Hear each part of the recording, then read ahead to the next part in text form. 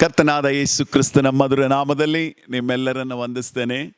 ಇಂದು ಯೇಸು ಕತ್ತೆ ಮರಿ ಮೇಲೆ ನಡ್ಕೊಂಡು ಯೆರೂಸಲೇಮಿನನ್ನು ಪ್ರವೇಶಿಸಿದಂಥ ಆ ಸಂಭವದಿಂದ ನಾವು ದೇವರ ವಾಕ್ಯವನ್ನು ನೋಡಲಿರ್ತೇವೆ.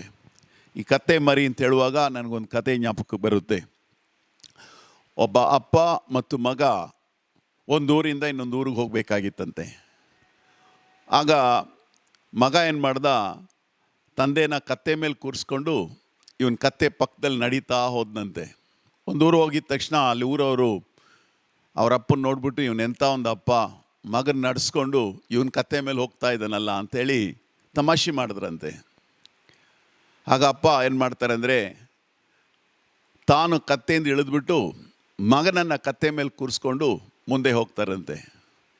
ಅವ್ರು ಮತ್ತೊಂದು ಊರಿಗೆ ಬರುವಾಗ ಜನ ಮಗನನ್ನು ನೋಡ್ಬಿಟ್ಟು ಇವನೆಂಥ ಮಗ, ಅಪ್ಪನೇನು ಮಾಡ್ತಾ ಇದ್ದಾರೆ, ನಡೆಸ್ಕೊಂಡು ಇವನ್ ಕತ್ತೆ ಮೇಲೆ ಬರ್ತಾ ಇದ್ದಾನಲ್ಲ ಅಂತ ಹೇಳಿದ್ರಂತೆ. ಆಗ ಆ ಮಗ ನೋಡಿದ್ರಂತೆ, ತಂದೆ ಮತ್ತು ಮಗ ಇಬ್ಬರು ಏನು ಮಾಡ್ತಾರಂತೆ, ಸರಿ ನಾವು ಹೆಂಗಿದ್ರೇನೋ ಜನ ಈ ಥರ ಮಾತಾಡ್ತಾರಲ್ಲ ಅಂತ ಹೇಳ್ಬಿಟ್ಟು ಇಬ್ಬರು ಕತ್ತೆ ಮೇಲೆ ಕೂತ್ಕೊಂಡು ಏನು ಮಾಡಿದ್ರಂತೆ, ಮುಂದೆ ಪ್ರಯಾಣ ಮಾಡ್ತಾರೆ. ಸ್ವಲ್ಪ ದೂರ ಹೋದ್ಮೇಲೆ ಅಲ್ಲಿ ಊರವರೆಲ್ಲ ಇದೇನೊಂದು ಮನುಷ್ಯತ್ವನೇ ಇಲ್ವಾ ಇವರಿಗೆ, ಇಬ್ಬರು ಈ ಕತ್ತೆ ಮೇಲೆ ಕೂತ್ಕೊಂಡು ಬರ್ತಾ ಇದ್ದಾರಲ್ಲ ಅಂಥೇಳಿ ಅಲ್ಲಿ ತಮಾಷೆ ಮಾಡಲು ಬೈಯಲು ಆರಂಭಿಸ್ತಾರೆ. ಈಗ ಈ ಅಪ್ಪನಿಗೂ ಮಗನಿಗೂ ಏನು ಮಾಡಬೇಕು ಅಂತ ಗೊತ್ತಿಲ್ಲ. ಕೊನೆಗೆ ಏನು ಮಾಡ್ತಾರೆ, ಅವರು ಇಬ್ಬರು ಕತ್ತೆಯಿಂದ ಇಳಿದು 3 ಜನನೂ ಅಲ್ಲಿಂದ ಏನು ಮಾಡ್ತಾರೆ, ನಡ್ಕೊಂಡು ಹೋಗ್ತಾ ಇರ್ತಾರಂತೆ.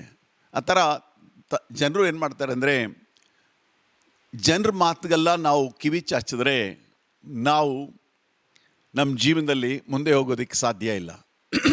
ಇವತ್ತು ಯೇಸು ಸ್ವಾಮಿ ಕತ್ತೆ ಮರಿ ಮೇಲೆ ಬಂದಂಥ ಒಂದು ಸಂಭವ ಸತ್ಯವೇದದಲ್ಲಿ ಇರುವಂಥದ್ದು. ನಾವು ಗರಿಗಳನ್ನ ತೆಗೆದು ಹಾಡುವಂಥದ್ದಲ್ಲ, ಒಂದು ಅಭ್ಯಾಸ ಮಾತ್ರ ಅಲ್ಲ, ಅವತ್ತು ಏನು ನಡೀತು ಅಂಥೇಳಿ ನಾವು ತಿಳ್ಕೊಳ್ಳುವಂತೆ ಸತ್ಯವೇದದಲ್ಲಿ ಅದನ್ನು ಬಹಳ ಚೆನ್ನಾಗಿ ಬರೆಯಲ್ಪಟ್ಟಿದೆ. ಆದ್ದರಿಂದ ಮತ್ತೇನಿಗೆ ಬರೆದ ಸುವಾರ್ತೆ 21ನೇ ಅಧ್ಯಾಯ 1ರಿಂದ 11 ವಾಕ್ಯವನ್ನು ನಾವು ಓದುವಾಗ, ಮೊದಲನೇದಾಗಿ ಆ ಕತ್ತೆ ಮತ್ತು ಕತ್ತೆ ಮರಿಯನ್ನು ನಾವು ತಿಳ್ಕೊಳ್ಳೋಣ. ವಾಕ್ಯ ಹೇಳುತ್ತೆ, 2ನೇ ವಾಕ್ಯ, ಯೇಸು 2 ಶಿಷ್ಯರನ್ನು ಕರೆದು, ನಿಮ್ಮೆದುರಿಗಿರುವ ಹಳ್ಳಿಗೆ ಹೋಗಿರಿ, ಹೋದ ಕೂಡಲೇ ಅಲ್ಲಿ ಕಟ್ಟಿರುವ ಕತ್ತೆಯನ್ನು ಅದರ ಕೂಡ ಇರುವ ಮರಿಯನ್ನು ಕಾಣುವಿರಿ, ಅವುಗಳನ್ನು ಬಿಚ್ಚಿ ನನ್ನ ಹತ್ತಿರಕ್ಕೆ ಹಿಡಿದುಕೊಂಡು ಬನ್ನಿರಿ. ಈಗ ಯೇಸು ಏನು ಹೇಳ್ತಾ ಇದ್ದಾನೆ, ನೀವು ಹೋಗಿ ಅಲ್ಲೊಂದು ಕತ್ತೆಯನ್ನು ಅದ್ರ ಜೊತೆ ಇರುವಂಥ ಮರಿಯನ್ನು ಬಿಚ್ಕೊಂಡು ಬನ್ನಿ ಅಂತ. ಮಾರ್ಕ್ ಅದನ್ನು ಬರೆಯುವಾಗ ಆ ಕತ್ತೆ ಅಲ್ಲಿ ಕಟ್ಟಲ್ಪಟ್ಟಿತ್ತು. ಆ ಕತ್ತೆನ ಅವ್ರೇನು ಮಾಡ್ತಾರೆ, ಹೋಗಿ ಬಿಡುಗಡೆ ಮಾಡಿ ತರುವಾಗ ಅದ್ರ ಮೇಲೆ ಯಾರೂ ಹತ್ತಲಿಲ್ಲ ಅಂತೇಳಿ ಮಾರ್ಕ 11:2 ಹೇಳುತ್ತೆ. ಮಾತ್ರವಲ್ಲ, ಆ ಕತ್ತೆ ಮೇಲೆ ಆ ಕತ್ತೆ ಏನು ಮಾಡಿಕೊಂಡ್ರು, ಒಂದು ಜಾಗದಲ್ಲಿ ಕಟ್ಟಲ್ಪಟ್ಟಿ ಅಂತ ಹೇಳುತ್ತೆ. ಆಗ ಈ ಕತ್ತೆ ಮತ್ತು ಕತ್ತೆ ಮರಿ, ಯೇಸು ಕತ್ತೆ ಮರಿ ಮೇಲೆ ಯೆರೂಸಲೇಮ್ ಪ್ರವೇಶ ಮಾಡುವಾಗ ಆ ಕತ್ತೆ ಯಾರಾದರೂ ಕೇಳಿದ್ರೆ, ಆ ಮನೆಯವ್ರು ಕೇಳಿದ್ರೆ, 3ನೇ ವಾಕ್ಯ ಹೇಳುತ್ತೆ, ಯಾರಾದರೂ ಕೇಳಿದ್ರೆ ಇದು ಸ್ವಾಮಿಯವರಿಗೆ ಬೇಕಾಗಿದೆ ಅನ್ನಿರಿ ಅಂತ ಹೇಳ್ತಾನೆ. ಅಂದರೆ ಯೇಸು ಆ ಕತ್ತೆಯ ಒಡೆಯ, ನಾಯಕ, ಅರಸ, ಆ ಕತ್ತೆಯನ್ನೇ ಸೃಷ್ಟಿಸಿದವನು. ಕೊಲೋಸಿ ಹೇಳುತ್ತೆ, ಆತನಿಂದಲೇ ಎಲ್ಲವೂ ಸೃಷ್ಟಿಸಲ್ಪಟ್ಟು ಆತನಿಗೋಸ್ಕರ ಸೃಷ್ಟಿಸಲ್ಪಟ್ಟು ಅಂತ ಹೇಳುತ್ತೆ. ಸೊ ಯಾತಕ್ಕೆ ಯೇಸು ಕತ್ತೆ ಮರಿ ಮೇಲೆ ಹತ್ತು ಬಂದ? ಕರ್ತನಿಗೆ ಸ್ತೋತ್ರ, ಹಲ್ಲೆಲೂಯಾ. ಯಾತಕ್ಕೆ ಜನರು ಅದನ್ನು ಅಷ್ಟು ಆಡಂಬರವಾಗಿ ಅಷ್ಟೊಂದು ಜಯಧ್ವನಿಯಲ್ಲಿ ಮಾಡ್ತಾರೆ ಎಂಬಂಥದ್ದಕ್ಕೆ ಕಾರಣ ಏನಂದರೆ, ಇದು ಪ್ರವಾದಿಯ ಮುಖಾಂತರವಾಗಿ ಹೇಳಿದಂಥ ಮಾತು ನೆರವೇರಿತು ಅಂತೇಳಿ 4ನೇ ವಾಕ್ಯ ಹೇಳುತ್ತೆ. 4ನೇ ವಾಕ್ಯದಲ್ಲಿ ಮತ್ತೇನಿಗೆ ಬರೆದ ಸುವಾರ್ತೆ 4:21 ಹೇಳುತ್ತೆ, ಒಬ್ಬ ಪ್ರವಾದಿಯ ಮುಖಾಂತರ ಹೇಳಿದ ಮಾತು ನೆರವೇರುವಂತೆ ಇದಾಯಿತು. ಆ ಮಾತು ಏನಂದರೆ, ಸಿಯೋನ್ ನಗರಿಯೇ, ನೋಡು ನಿನ್ನ ಅರಸನು ನಿನ್ನ ಬಳಿಗೆ ಬರುತ್ತಾನೆ, ಆತನು ಶಾಂತ ಗುಣವುಳ್ಳವನಾಗಿಯೂ ಕತ್ತೆಯನ್ನು, ಹೌದು ಪ್ರಾಯದ ಕತ್ತೆ ಮರಿಯನ್ನು ಹತ್ತಿದವನಾಗಿ ಬರುತ್ತಾನೆಂದು ಹೇಳಿರಿ ಎಂಬುದೇ. ಕರ್ತನಿಗೆ ಸ್ತೋತ್ರ. ಆಗ ಈ ಪ್ರವಾದನೆ ವಾಕ್ಯ ಎಲ್ಲಿದೆ? ಯೆಶಾಯ 62:11, ಜಕರ್ಯ 9:9 ಈ ಪ್ರವಾದನೆ ವಾಕ್ಯಗಳು ನೆರವೇರುವಂತೆ. ಕರ್ತನಿಗೆ ಸ್ತೋತ್ರ, ಹಲ್ಲೆಲೂಯಾ. ನಾನು ಹೇಳಿದೆ, ಒಂದು ಕತೆ ಥರ ಅಲ್ಲ ಅದು, ಒಂದು ಸಂಭವ ಅಲ್ಲ ಅದು. ಆದರೆ ಯೇಸು ಮಾಡಿದಂಥದ್ದೇನೆಂದರೆ, ಪ್ರವಾದಿಯ ಮುಖಾಂತರವಾಗಿ ಹೇಳಿದಂಥ ಮಾತು ನೆರವೇರುವಂತೆ ಅದು ನಡೆಯಿತು ಅಂತ. ಕರ್ತನಿಗೆ ಸ್ತೋತ್ರ. ಆಮೇನ್. ಅಂದರೆ ನಾವು ಗಮನಿಸಬೇಕಾದಂಥದ್ದು, ಸತ್ಯವೇದದಲ್ಲಿ ಸುಮಾರು 2500 ಅಥವಾ 3000ವರೆಗೂ ನಾವು ಅದನ್ನು ನೋಡುವಾಗ ಪ್ರವಾದನೆಗಳಿದೆ. ಕರ್ತನಿಗೆ ಸ್ತೋತ್ರ. ಆ ಪ್ರವಾದನೆಗಳಲ್ಲಿ ಸುಮಾರು 300 ಪ್ರವಾದನೆ ಯೇಸು ಕ್ರಿಸ್ತನ ಬಗ್ಗೆ ಹೇಳಲ್ಪಟ್ಟಿರುತ್ತೆ. ಕರ್ತನಿಗೆ ಸ್ತೋತ್ರ. ಆಮೇನ್. ಸೊ ನೀವು ಮತ್ತೆ ಹೇಳಿದ ಸುವಾರ್ತೆಯಲ್ಲಿ ನೋಡುವಾಗ ಮತ್ತೆ 8 ಉದಾಹರಣೆಯಾಗಿ ಮತ್ತೆ 1:21, ಈಗೋ ಒಬ್ಬ ಕನ್ನಿಕೆ ಗರ್ಭವತಿಯಾಗಿ ಒಬ್ಬ ಮಗನನ್ನು ಹಡೆಯುವಳು. ಆ ಪ್ರವಾದನೆ ವಾಕ್ಯ ಎಲ್ಲಿರುತ್ತೆ ನಮಗೆ ನಾವು ನೋಡೋದಾದರೆ ಅದನ್ನು ನಾವು ಯೆಶಾಯ 7:14 ಆ ಪ್ರವಾದನೆ ವಾಕ್ಯ ಮತ್ತೆಯ 21:21 ನಾವು ನೋಡ್ತೇವೆ. ಅಂದರೆ ಈ ಒಂದು ಸಂಭವದಲ್ಲಿ ನಾವು ಗಮನಿಸಬೇಕಾದದ್ದು, ಅಂದು ನಡೆದಂಥ ಆ ಸಂಭವಕ್ಕೂ ಇಂದು ಇದರಿಂದ ನಮಗೆ ಸಿಕ್ಕುವಂಥ ಪ್ರಯೋಜನ ಏನು? ಆಗ ಕತ್ತೆ ಮರಿ ಮೇಲೆ ಯೇಸು ಹತ್ತು ಬಂದಿರೋದು ನೋಡೋದಾದರೆ, ಸಮಾಧಾನ ಇಲ್ಲದವರಿಗೆ ಸಮಾಧಾನವನ್ನು ಕೊಡುವಂಥ ಕರ್ತನು ಆತನು. ಕರ್ತನಿಗೆ ಸ್ತೋತ್ರ. ಹಲ್ಲೆಲೂಯ. ಯೇಸು ಸಮಾಧಾನದ ಪ್ರಭು. ಕರ್ತನಿಗೆ ಸ್ತೋತ್ರ. ಅವನು ಈ ಭೂಮಿಯಲ್ಲಿ ಇರುವಾಗ ತನ್ನ ಶಿಷ್ಯರಿಗೆ ಹೇಳ್ದ, ನನ್ನ ಸಮಾಧಾನ ನಿಮ್ಮ ಬಿಟ್ಟು ಹೋಗ್ತೀನಿ ಅಂತ ಹೇಳ್ದ. ಕರ್ತನಿಗೆ ಸ್ತೋತ್ರ. ಮಾತ್ರ ಅಲ್ಲ, ಅವನ ಜೀವದಿಂದ ಎದ್ದ ಮೇಲೆ ಹೇಳ್ತಾನೆ, ನಿಮಗೆ ಸಮಾಧಾನವಾಗಲಿ ಅಂತ ಹೇಳ್ತಾನೆ. ಅಂದರೆ ಈ ಕತ್ತೆ ಮರಿ ಮೇಲೆ ಹತ್ಕೊಂಡು ಬಂದಂಥ, ಆ ಕತ್ತೆ ಸವಾರಿ ಮಾಡಿದಂಥ ಯೇಸು ತನ್ನ ಜನರಿಗೆ ಸಮಾಧಾನವನ್ನು ತರಕ್ಕೆ ಬರ್ತಾರೆ. ಆದರೆ ಅವರು ಆ ಸಮಾಧಾನ ಬೇಡ ಅಂತಾರೆ. ಕರ್ತನಿಗೆ ಸ್ತೋತ್ರ. ಹಲ್ಲೆಲೂಯ. ಸೊ ಇಂದು ಈ ಕತ್ತೆ ಮರಿಯ ಒಂದು ಸಂಭವವನ್ನು ನಾವು ಗಮನಿಸುವಾಗ ನಮ್ಮ ಜೀವನದಲ್ಲಿ ಜನರು ನಮ್ಮನ್ನು ತಮಾಷೆ ಮಾಡ್ಬೋದು, ಇಲ್ಲ ಜನರು ನಮ್ಮನ್ನು ನೋಡಿ ಏನಾದರೂ ಮಾತಾಡ್ತಾನೆ ಇರ್ಬೋದು. ನಮ್ಮ ಸಮಾಧಾನ ಕೆಟ್ಟು ಹೋಗಬಾರ್ದು. ಏಕೆಂದರೆ ಯೇಸು ಕೊಟ್ಟಂಥ ಸಮಾಧಾನ ನಮಗೆ ಗೊತ್ತಿದೆ. ನಮ್ಮ ಜೀವನದಲ್ಲಿ ಸಮಾಧಾನ ಇದೆ. ಜನರು ಎಷ್ಟು ಹಾಸ್ಯ ಮಾಡಿದ್ರು, ಎಷ್ಟು ತಮಾಷೆ ಮಾಡಿದ್ರು, ಎಷ್ಟು ನಮಗೆ ಹೀಯಾಳಿಸಿ ಮಾತಾಡಿದ್ರು, ಏನು ನಮ್ಮ ಜೀವನದಲ್ಲಿ ನಡೆದ್ರೇನು ಯೇಸು ನಮಗೆ ಕೊಟ್ಟಂಥ ಸಮಾಧಾನವನ್ನು ಯಾರು ನಮ್ಮಿಂದ ತೆಗೆಯೋದಕ್ಕೆ ಸಾಧ್ಯನೇ ಇಲ್ಲ. ಮಾತ್ರ ಅವನು ಹೆಂಗಿದ್ದ ಅಂದರೆ ಶಾಂತ ಗುಣವುಳ್ಳವನಾಗಿದ್ದ ಅಂತ ಹೇಳ್ತಾನೆ. ಕರ್ತನಿಗೆ ಸ್ತೋತ್ರ. ನೋಡಿ, ಆ ಒಂದು ಪ್ರವಾದನೆ ವಾಕ್ಯದಲ್ಲಿ ನಾವು ಅನೇಕ ಕಾರ್ಯಗಳನ್ನು ಗಮನಿಸ್ಬೋದು. ಆಗ ಯೇಸು ಈ ಲೋಕಕ್ಕೆ ಹುಟ್ಟುವುದಕ್ಕೆ ಮುಂಚೆ ಮೊದಲೇದಾಗಿ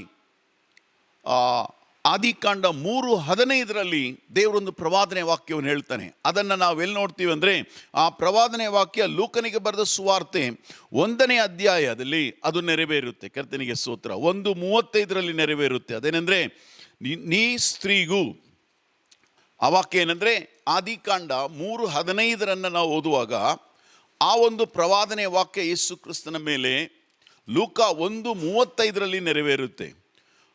ಆದಿಕಾಂಡ 3:15 ಹೇಳುತ್ತೆ, ನಿನಗೂ ಈ ಸ್ತ್ರೀಗೂ ನಿನ್ನ ಸಂತಾನಕ್ಕೂ ಈ ಸಂತಾನಕ್ಕೂ ಹಗೆತನವಿರುವ ಹಾಗೆ ಮಾಡುವೆನು. ಈಕೆಯ ಸಂತಾನವು ನಿನ್ನ ತಲೆಯನ್ನು ಜಜ್ಜುವುದು, ನೀನು ಅದರ ಹಿಮ್ಮಡಿಯನ್ನು ಕಚ್ಚುವಿ. ಕರ್ತನಿಗೆ ಸ್ತೋತ್ರ. ಹಲ್ಲೆಲೂಯ.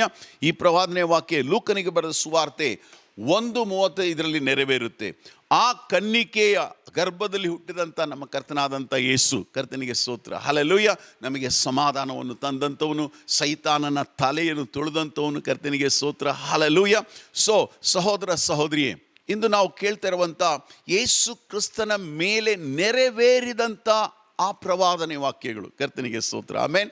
ಆತನು ಅಬ್ರಹಾಮನ seed, a seed of Abraham, a seed of woman ಅಂತೇಳಿ ಸತ್ಯವೇದದಲ್ಲಿ ಆತನ ಬಗ್ಗೆ ಹೆಚ್ಚಾಗಿ ಬರೆಯಲ್ಪಟ್ಟಿದೆ. ಸೊ ಆಗ ನಾವು ಈ ಸಂಭವವನ್ನು ನಾವು ನೋಡುವಾಗ ಅವ್ರು ಏನು ಮಾಡ್ತಾರೆ ಅಂದರೆ, ಈ ಪ್ರವಾದನೆ ವಾಕ್ಯಗಳು ನೆರವೇರುವಂತೆ ಯೇಸು ಏನು ಮಾಡ್ತಾನೆ ಅಂದರೆ ಕತ್ತೆ ಮೇಲೆ ಸವಾರಿಯಾಗಿ ಬರ್ತಾನೆ. ಹಲ್ಲೆಲೂಯ.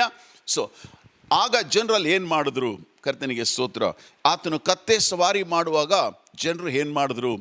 ಆತನ ಹಿಂದೆಯೂ ಮುಂದೆಯೂ ಗುಂಪಾಗಿ ಹೋಗುತ್ತಿದ್ದ ಜನರು, ದಾವೀದನ ಕುಮಾರನಿಗೆ ಜಯ, ಕರ್ತನ ಹೆಸರಿನಲ್ಲಿ ಬರುವವನಿಗೆ ಆಶೀರ್ವಾದ, ಮೇಲಣ ಲೋಕದಲ್ಲಿ ಜಯ ಎಂದು ಆರ್ಭಟಿಸಿದರು. ಕರ್ತನಿಗೆ ಸ್ತೋತ್ರ. ಹಲ್ಲೆಲೂಯ. ಈಗ ಹಿಂದೆ ಹೋಗ್ತಾ ಇರುವಂಥ ಒಂದು ಗುಂಪು ಏನು ಮಾಡ್ತಾರೆ? ಬಟ್ಟೆಗಳನ್ನ ಹಾಕ್ಕೊಂಡು, ಗರಿಗಳನ್ನ ಕೈಯಲ್ಲಿ ಹಿಡ್ಕೊಂಡು ಅವರು ಜಯಘೋಷ ಹಾಡ್ತಾ ಇದ್ದಾರೆ. ಕರ್ತನಿಗೆ ಸ್ತೋತ್ರ. ಆಮೇನ್. ಸೊ ಆ ಜಯಘೋಷ ನಾವು ಏನು ಅಂತ ಹೇಳ್ತೇವೆ? ಅದಕ್ಕೆ ಸಿಂಪಲ್ ಆಗಿ ಹೊಸನ್ನ ಅಂತ ಹೇಳ್ಬೋದು. ಕರ್ತನಿಗೆ ಸ್ತೋತ್ರ. ಕೀರ್ತನೆಗಳು 118:25 ನಾವು ಓದುವಾಗ ಆ ವಾಕ್ಯಗಳನ್ನು ನಾವು ಗಮನಿಸ್ತೇವೆ.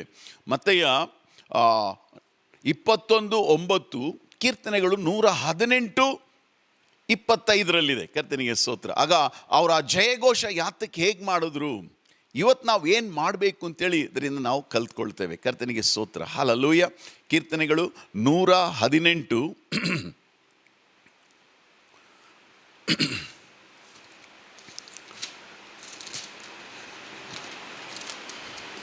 118:25.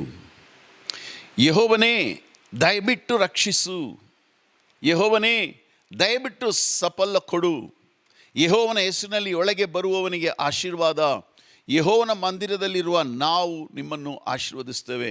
ಈಗ ಕರ್ತನ ಹೆಸರಿನಲ್ಲಿ ಬರುವಂಥವನಿಗೆ ಜಯ ಅಂತ ಏಕೆ ಅವರು ಆರ್ಭಟ ಮಾಡಿದ್ರು ಅಂದರೆ, ಅವ್ರೇನು ಹೇಳ್ತಾ ಇದ್ದಾರೆ, ಕರ್ತನೇ ನಮ್ಮನ್ನು ರಕ್ಷಿಸು, ದಯವಿಟ್ಟು ನಮ್ಮನ್ನು ರಕ್ಷಿಸು. ಕರ್ತನಿಗೆ ಸ್ತೋತ್ರ. ಹೌದು ಸಹೋದರ ಸಹೋದರಿಯೇ, ಇವತ್ತು ನಾವು ನಮ್ಮ ಅಭ್ಯಾಸದಂತೆ ಒಂದು ಗರಿಗಳನ್ನು ಇಟ್ಕೊಂಡು ನಡೆಯೋದು ಒಳ್ಳೆಯದು. ಕರ್ತನಿಗೆ ಸ್ತೋತ್ರ. ಆಮೇನ್. ಮಾತ್ರವಲ್ಲ, ನಾವು ಹಬ್ಬವನ್ನು ಆಚರಿಸುವುದು ಒಳ್ಳೆಯದು. ಕರ್ತನಿಗೆ ಸ್ತೋತ್ರ. ಆದರೆ ಅದರಲ್ಲಿರುವಂಥ ಸತ್ಯಾಂಶವನ್ನು ನಾವು ತಿಳ್ಕೊಳ್ಳುವಾಗ, ಸೊ ಯೇಸು ಆ ರೀತಿ ಯೆರೂಸಲೇಮ್ ಪ್ರವೇಶವಾದದ್ದು ನಿನಗೂ ನನಗೂ ಸಮಾಧಾನವನ್ನು ಕೊಡೋದಕ್ಕೋಸ್ಕರ. ಕರ್ತನಿಗೆ ಸ್ತೋತ್ರ. ನಾವು ಸಮಾಧಾನವನ್ನು ಕ್ರಿಸ್ತನಿಂದ ಹೊಂದಿದ್ರೆ ಮತ್ತೊಬ್ಬರನ್ನು ಸಮಾಧಾನ ಪಡಿಸ್ಬೋದು ಈ ಸಂದರ್ಭದಲ್ಲಿ. ಕರ್ತನಿಗೆ ಸ್ತೋತ್ರ. ಇಲ್ಲಾಂದರೆ ನಾವು ರಕ್ಷಣೆ ಹೊಂದಿದ್ರೆ, ಕರ್ತನಿಗೆ ಸ್ತೋತ್ರ, ನಮ್ಮ ರಕ್ಷಕನೆಂದು ಹೇಳಿ ಆತನನ್ನು ನಾವು ಆರ್ಭಟಿಸಬಹುದು. ಕರ್ತನಿಗೆ ಸ್ತೋತ್ರ. ಆಮೇನ್. ನಾವು ಗರಿಗಳನ್ನ ಇಟ್ಕೊಂಡು ಸುಮ್ಮನೆ ನಡೆಯೋದಕ್ಕಿಂತ ರಕ್ಷಿಸು ಕರ್ತನೇ, ಹೊಸನ್ನ ನಿನಗೆ ಸ್ತೋತ್ರ. ಹಲ್ಲೆಲೂಯಾ. ಸಾಧಾರಣವಾಗಿ ನಾನು ಈ ಬಿಸ್ನೆಸ್ ಜನರಿಗೆ ಅವರ ಬಿಸ್ನೆಸ್ ಆರಂಭ ಮಾಡುವಾಗ ನಾನು ಹೇಳ್ಕೊಡ್ತೇನೆ. ಏನಂತೇಳಿ, ನೀವು ನಿಮ್ಮ ಬಿಸ್ನೆಸ್ ಮಾಡುವಾಗ ಹೊಸನ್ನ ಅಂತ ಹೇಳಿ ಅಂತೇಳಿ ಹೇಳ್ಕೊಡ್ತೇನೆ. ಕರ್ತನಿಗೆ ಸ್ತೋತ್ರ. ಹೊಸನ್ನ ಅಂದರೆ ಕರ್ತನೇ ರಕ್ಷಿಸು. ಆಮೇನ್. ಕರ್ತನೇ ನಮ್ಮ ಕೆಲಸವನ್ನು ಏನು ಮಾಡು, ಸಫಲ ಮಾಡು. ಕರ್ತನಿಗೆ ಸ್ತೋತ್ರ. ಹಲ್ಲೆಲೂಯಾ. ಎಷ್ಟು ಜೀವನದಲ್ಲಿ ಇವತ್ತು ಕೊರತೆಗಳಿದೆ ಗೊತ್ತಾ? ಒಂದೊಂದು ಮನೆಗಳಲ್ಲಿ ಇವತ್ತು ಕೊರತೆ ಇದೆ. ಕರ್ತನಿಗೆ ಸ್ತೋತ್ರ. ಸೊ ಸೆಂಡ್ ನಾವ್ ಯುವರ್ ಪ್ರಾಸ್ಪ್ಯಾರಿಟಿ ಅಂತೇಳಿ ಆಂಗ್ಲದಲ್ಲಿ ಹೇಳುತ್ತೆ. ಕರ್ತನಿಗೆ ಸ್ತೋತ್ರ. ಈಗ ಆಮೇನ್, ನಮ್ಮ ಮನೆಯಲ್ಲಿರುವಂಥ ದರಿದ್ರಗಳನ್ನು ನೀಗಿಸಿ ನಮ್ಮನ್ನು ಸಮೃದ್ಧಿಗೊಳಿಸು ದೇವರೇ. ಹೊಸನ್ನ ರಕ್ಷಿಸು. ಕರ್ತನಿಗೆ ಸ್ತೋತ್ರ. ಹೊಸನ್ನ ನಮ್ಮನ್ನೇನು ಮಾಡು, ಅಭಿವೃದ್ಧಿ ಪಡಿಸು ಕರ್ತನೆ ಅಂತ ಹೇಳಿ ನಾವು ಕಣ್ಣು ಮುಚ್ಕೊಂಡು ಪ್ರಾರ್ಥನೆ ಮಾಡಿದ್ರೇನು. ಕರ್ತನಿಗೆ ಸ್ತೋತ್ರ. ಮೊಣಕಾಲಿಟ್ಟು ಪ್ರಾರ್ಥನೆ ಮಾಡಿದ್ರೇನು. ಇಲ್ಲ ಗರಿಗಳನ್ನ ಕೈ ತಗೊಂಡು ಆ ಕತ್ತೆ ಮರಿ ಮೇಲೆ ಯೇಸು ಬಂದಂಥ ಆ ಸಂಭವವನ್ನು ನಾವು ಜ್ಞಾಪಕ ಪಡಿಸ್ಕೊಂಡು ಬೀದಿಯಲ್ಲಿ ನಡೆದ್ರೇನು ಸಹ ನಾವು ಒಂದನ್ನು ಹೇಳ್ಬೋದು, ಆರ್ಭಾಟದಿಂದ ಹೇಳ್ಬೋದು, ಕರ್ತನೇ ಈ ಬೀದಿಯಲ್ಲಿ ಎಷ್ಟು ವರ್ಷ ನಾನು ನಡೀತಾ ಇದ್ದೀನಿ, ಹಲ್ಲೆಲೂಯಾ, ನನ್ನನ್ನು ರಕ್ಷಿಸಿದಿ ಕರ್ತನೇ, ಈ ಬೀದಿಯಲ್ಲಿ ಇರೋವನ್ನು ರಕ್ಷಿಸು, ಹೊಸನ್ನ, ನಿನ್ನಿಂದ ಯಾವುದು ಅಸಾಧ್ಯವಿಲ್ಲ ಅಂಥೇಳಿ ಕರ್ತನನ್ನು ನಾವು ಕರೀಬಹುದು. ಕರ್ತನಿಗೆ ಸ್ತೋತ್ರ. ಹಲ್ಲೆಲೂಯಾ.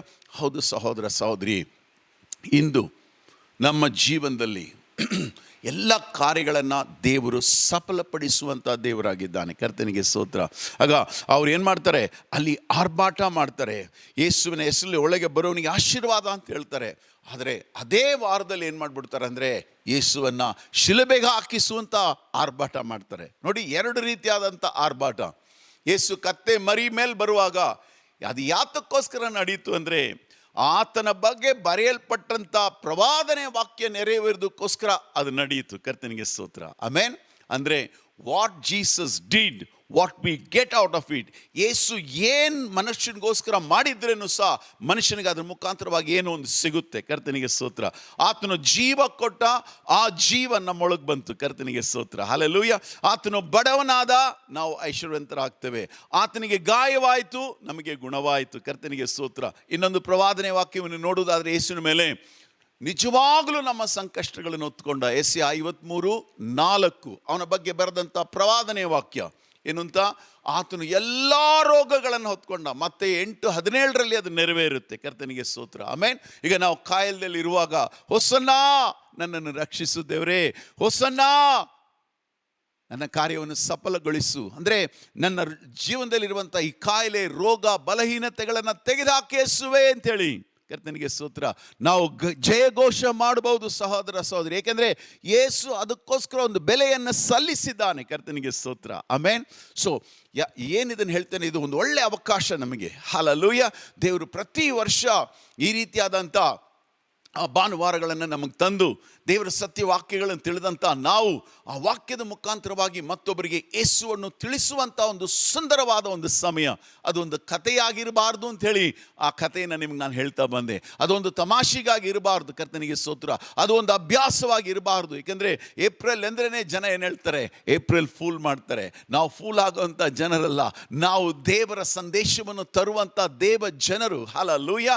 ಅದರಿಂದ ಸಹೋದರ ಸಹೋದರಿ, ನಾವು ಕರ್ತನ ನೋಡಿ ಹೊಸನ್ನ ಅಂದರೆ ದಯವಿಟ್ಟು ನಮ್ಮನ್ನು ರಕ್ಷಿಸು, ದಯವಿಟ್ಟು ನಮ್ಮ ಕಾರ್ಯಗಳನ್ನು ಸಫಲಪಡಿಸು ಅಂತೇಳಿ ನಾವು ಒಂದೇ ಮಾತಿನಿಂದ ಕರ್ತನ ನೋಡಿ ಕರೆಯುವಾಗ ಆ ಕರ್ತನಾದ ಯೇಸು ನಮ್ಮ ಜೀವನದಲ್ಲಿ ಅದ್ಭುತಗಳನ್ನು ಮಾಡುವಂತನಾಗಿರ್ತಾನೆ. ಕರ್ತನಿಗೆ ಸ್ತೋತ್ರ. ಹೌದು ಸಹೋದರ ಸಹೋದರಿ, ಇವತ್ತು ನಾವು ಮೇಲಣ ಲೋಕದಲ್ಲಿ ಜಯ ಎಂದು ಹೇಳಿ ಆರ್ಭಟಿಸಬಹುದು. ಏಕೆಂದರೆ ನಮಗೆ ಚೆನ್ನಾಗಿ ಗೊತ್ತಿದೆ, ಹಲ್ಲೆಲೂಯಾ, ಯೇಸು ಸತ್ತಂತ ಯೇಸುವನ್ನು ದೇವರೇನು ಮಾಡ್ದ, ಜೀವದಿಂದ ಎಬ್ಬಿಸಿ ತಂದೆಯ ಬಲಗಡೆಯಲ್ಲಿ ಕೂತಿ ಅವನು ಜಯದಿಂದ ಎದ್ದಿದ್ದಾನೆ. ಕರ್ತನಿಗೆ ಸ್ತೋತ್ರ. ಹಲ್ಲೆಲೂಯಾ. ಅಂದರೆ ಈ ಭಾನುವಾರ ನಾವು ಜಯಘೋಷವನ್ನು ಮಾಡುವಂಥ ಒಂದು ಭಾನುವಾರ. ಈ ಭಾನುವಾರ ನಾವು ಆರ್ಭಟಿಸುವಂಥ ಒಂದು ಭಾನುವಾರ.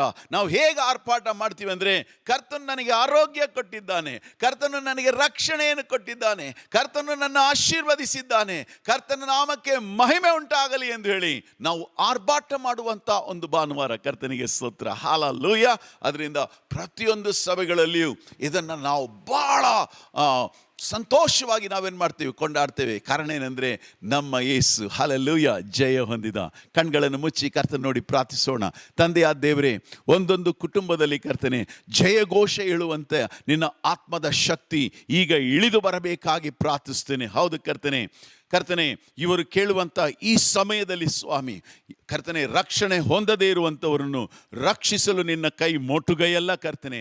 ನಿಮ್ಮನ್ನು ನಾವು ಕರೀತೇವೆ ಸ್ವಾಮಿ, ಹೋಸನ್ನ ಎಂದು ಹೇಳಿ ಕರೀತೇವೆ ಕರ್ತನೆ. ಒಬ್ಬೊಬ್ಬರನ್ನು ರಕ್ಷಿಸು ಸ್ವಾಮಿ. ಮಾತ್ರವಲ್ಲ, ರಕ್ಷಣೆ ಹೊಂದಿದಂಥ ಪ್ರತಿಯೊಬ್ಬರನ್ನು ಅಭಿವೃದ್ಧಿಪಡಿಸು, ಅವರ ಕೆಲಸಗಳನ್ನು ಸಫಲಪಡಿಸು. ಅವರ ಬಾಯಲ್ಲಿ ಯಾವಾಗಲೂ ನಿನ್ನನ್ನು ಸ್ತುತಿಸುವಂಥ ಆರ್ಭಾಟವಿರಲಿ ಕರ್ತನೆ, ನಿನ್ನನ್ನು ಹೊಗಳುವಂಥ ಮಾತುಗಳಿರಲಿ.